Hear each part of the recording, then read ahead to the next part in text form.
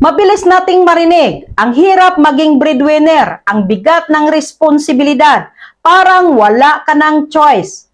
Pero ang tanong, kawawa ba talaga sila? Let's be real. Oo, mahirap, hindi natin idinayan. Yung ikaw ang inaasahan, ikaw ang sasalo ng gastos, ikaw ang uuna sa pamilya kaysa sa sarili mo. Nakakapagod, nakaka-pressure, minsan nakakaiyak. Pero kawawa? Hindi palagi, kasi may dalawang klase ng breadwinner. Una, yung breadwinner na pakiramdam niya, biktima siya. Yung tipong sinasabi, wala akong choice, kailangan kong gawin ito, wala akong sariling buhay.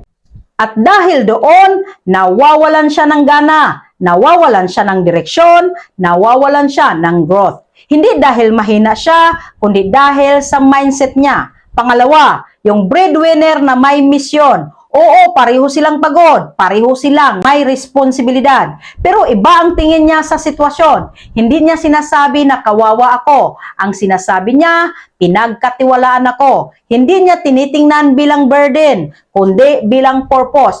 At doon nag-iiba ang lahat. Kasi kapag ang isang tao may purpose, kaya niyang tiisin ang hirap. Now, i-connect natin sa buhay mo. Hindi lang ito para sa breadwinner.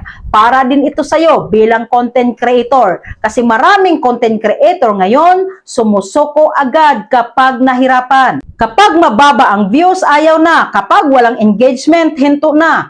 Kapag walang result, give up na. Pero isipin mo, paano kung ang ginagawa mo ngayon, hindi lang para sa'yo? Paano kung balang araw ang content mo ang magiging daan para matulungan mo ang pamilya mo?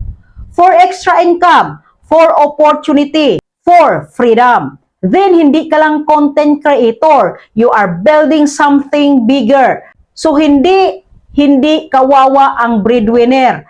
Minsan sila ang pinakamatibay. Sila yung kahit pagod na lumalaban pa rin. Sila yung kahit gusto nang sumuko, pinipiling magpatuloy. At kung isa ka sa kanila, huwag mong maliitin ang sarili mo. Hindi ka kawawa. Ikaw ang dahilan kung bakit may pag-asa ang pamilya mo. At kung pagsasabayin mo ang pagiging breadwinner at pagiging content creator, hindi man madali, pero posible. Because your struggle today can be your story tomorrow. At ang kwento mo, pwedeng maging inspirasyon sa iba. So instead of asking, kawawa ba ako?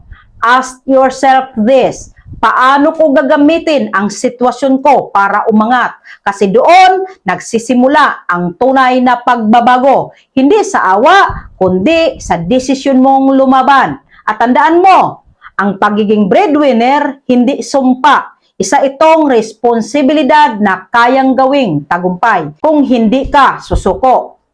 Anong masasabi mo? Comment mo sa baba and like, follow, and share. And see you in the next video.